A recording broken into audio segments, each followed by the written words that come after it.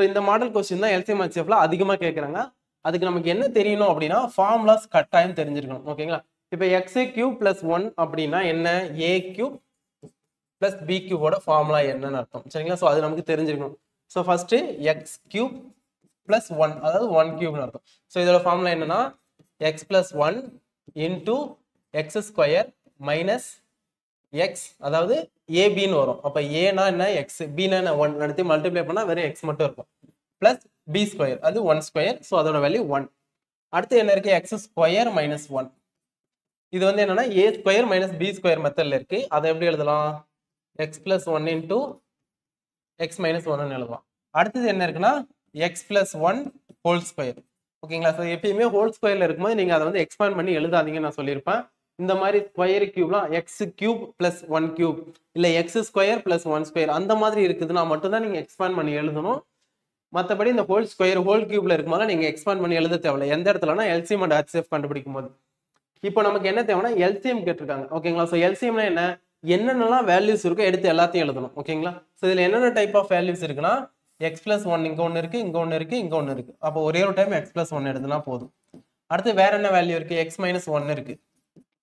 அடுத்தது x square minus x plus 1. ஓகேங்களா? அதாவது இந்த 3 வேல்யூவும் பாக்குறீங்க. இந்த 3லயும் என்னென்னலாம் வேல்யூஸ் இருக்கோ எடுத்து எல்லாத்தையும் எழுதணும். அடுத்தது இப்போ எக்ஸ் பிளஸ் 1க்கு பவர் வந்து எங்க அதிகபட்சமான பவர் இருக்குன்னு பார்க்கணும், மேக்ஸிமம் பவர்.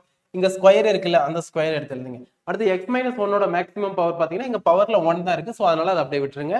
அடுத்தது x square minus x plus 1ஓட மேக்ஸிமம் பவர் வந்து பாத்தீங்கன்னா இங்கேயும் 1 தான். ஸோ அதனாலே அதையும் அப்படியே விட்டுறலாம். அப்ப இதுதான் வந்து இந்த கொஸ்டினுக்கான ஆன்சர், ஆப்ஷன் டி. ஓகேங்களா? ஓகே, அடுத்து கொஸ்டின் நம்பர் 146. ஸோ இதுவும் வந்து இந்த மாடல் கொஸ்டினும் கொஞ்சம் அடிக்கடி கேட்கறாங்க. என்னன்னா ஸோ ஒரு கொஸ்டினோட ஹெச்சிஎஃப் கொடுத்துருக்காங்க, ஒரு 2 நம்பர்ஸோட ஹெச்சிஎஃப் 8 ஆம்.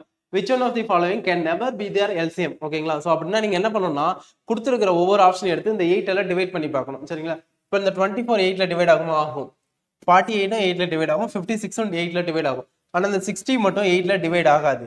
அப்போ எது வந்து இந்த ரெண்டு நம்பருக்கு எல்சிஎம்மா வராதுன்னா இந்த 60 தான் அந்த ரெண்டு நம்பரோட எல்சிஎம்மா கட்டாயம் வராது. ஓகேங்களா? அடுத்தது கொஸ்டின் நம்பர் 147. ஓகேங்களா? ஸோ இந்த கொஸ்டின்ல வந்து பாருங்க ஒரு நம்பரும் கொடுத்துருக்காங்க, அதுக்கப்புறமேட்டுக்கு வந்து அந்த இங்கிலீஷ் லெட்டர்ஸ் ஆல்பாபெட்டிக்கல் லெட்டர்ஸும் கொடுத்துருக்காங்க. ஓகேவா? ஸோ ஃபர்ஸ்ட் நம்ம என்ன பண்ணலாம்னா இந்த ஆல்பாபெட்டிக்கல் லெட்டர்ஸ்க்கு என்ன கேட்டிருக்காங்க, ஹெச்சிஎஃப் கண்டுபிடிக்கலாம். அதை வச்சே கொஞ்சம் டக்குனு ஈஸி ஆன்சர் கண்டுபிடிச்சிக்கலாம். எப்படின்னா எக்ஸ் ஒய் இங்க எக்ஸ் ஒய் இசட்னு கொடுத்துருக்காங்க. ஹெச்சிஎஃப் எல்சிஎம்னா நான் முதல்ல என்ன சொல்லியிருந்தேன்னா கொடுத்துருக்கிற எல்லா டைப் ஆஃப் நம்பர்ஸையும் எடுத்து எழுதுங்கன்னு சொல்லியிருந்தேன். இங்க என்ன கொடுத்துருக்காங்க, ஹெச்சிஎஃப் கேட்டிருக்காங்க. அப்போ காமனா இருக்கக்கூடிய லெட்டர்ஸ் எல்லாம் எடுத்து எழுதணும். இதுல எது இதெல்லாம் காமனா இருக்குன்னு பாருங்க, ரெண்டுலயும் எக்ஸ் இருக்கு, ஒய் இருக்கு. அடுத்தது எல்சிஎம்னா மேக்ஸிமம் பவர் எடுத்து எழுதிருக்கணும். இங்க வந்து ஹெச்சிஎஃப்ங்கிறதுனால மினிமம் பவர் எடுத்து எழுதணும். எக்ஸோட மினிமம் பவர் இங்க 1 தான் இருக்கா, ஸோ 1 தான் வரும். ஒய்க்கு வந்து இங்க ஸ்கொயர் இருக்கு, இங்க கியூப் இருக்கு, அப்போ ஸ்கொயர் வரும். ஓகேங்களா? அப்ப எக்ஸ் ஒய் ஸ்கொயர் இருக்கக்கூடிய காம்பினேஷன் எதுன்னு பாருங்க. ஸோ 2 இருக்கு, 48 x y square, 8 x y square. சரிங்களா? அடுத்தது நம்பருக்கு அப்ப நம்ம கண்டுபிடிச்சு தான் ஆகணும். ஓகேங்களா? அப்போ ஒன்னு ஆப்ஷன் பியா இருக்கணும், இல்ல டியா இருக்கணும். அப்போ 16க்கும் 24க்கும் ஹெச்சிஎஃப் கண்டுபிடிங்க. இதுலயுமே வந்து நம்ம இதுல எது வரும்னு ஈஸியா சொல்லிடலாம். எப்படின்னா ஹெச்சிஎஃப்னா நம்ம இருக்கக்கூடிய இந்த ரெண்டு நம்பர்ல ஏதாவது ஒரு நம்பருக்கு ஒன்னு ஈக்குவலா இருக்கணும், அப்படி இல்லைன்னா அதை விட குறைவா இருக்கணும். ஓகேங்களா? அதாவது இருக்கிறதுல சின்ன நம்பர் எதுன்னு பார்க்கணும். சின்ன நம்பருக்கு தான் அந்த கண்டிஷன் அப்ளை பண்ணணும். 16 தான் இருக்கிறதுல சின்ன நம்பர். ஒன்னு ஹெச்சிஎஃப் 16 இருந்திருக்கணும், அப்படி இல்லை 16 விட கம்மியா இருக்கணும். ஓகேங்களா? எல்சிஎம்மா இருந்ததுன்னா இருக்கிறதுல பெரிய நம்பர் எடுத்துங்க, 24 அந்த 24க்கு ஈக்குவலா இருக்கணும், அப்படி இல்லைன்னா 24 விட பெருசா இருக்கணும். அப்ப இது ரெண்டுல எது ஆன்சர் நம்ம இப்பயே ஈஸியா கெஸ் பண்ணிருக்கலாம். கண்டிப்பா 8x தான், எக்ஸ் ஒய் ஸ்கொயர் தான் வரும்னு சொல்லிட்டு. ஏன்னா இங்கிலீஷ் ஆல்பாபெட்டல் லெட்டர்ஸ் வந்து ஈஸியா கண்டுபிடிக்கலாம். நம்பருக்கு கண்டுபிடிக்கும் இந்த மாதிரி ரெண்டு கண்டிஷன் எடுத்து அப்ளை பண்ணி பாருங்க. அப்பயும் உங்களால அந்த கண்டிஷனை சாட்டிஸ்ஃபை பண்ண முடியல அப்படின்னா அதுக்கப்புறமேட்டுக்கு நீங்க வேல்யூ கண்டுபிடிங்க. சரிங்களா? ஸோ இப்போ இந்த 16 24க்கு எப்படி கண்டுபிடிக்கிறதுன்னு நான் சொல்லிடுறேன்.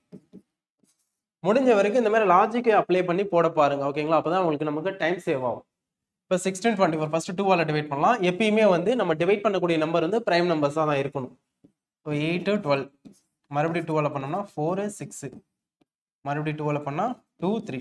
அடுத்தது இந்த 2வையும் 3யும் காமனா டிவைட் பண்ணக்கூடிய நம்பர் எதுவுமே இல்லை. இங்க ஹெச்சிஎஃப் கண்டுபிடிக்கிறோம், அதனால காமனா டிவைட் ஆனா மட்டும்தான் நம்ம அதுக்கு அடுத்த கண்டிஷன், அதுக்கு அடுத்து வந்து நம்ம அதை டிவைட் பண்றது கண்டினியூ பண்ணணும். இங்க 2க்கும் 3க்கும் காமனா டிவைட் பண்ணக்கூடிய நம்பர் எதுவும் இல்லை.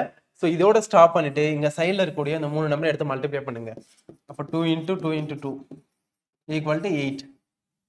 ஸோ அப்போ 8xy ஸ்கொயர் அதுதான் வந்து இந்த கொஸ்டினுக்கான ஆன்சர்.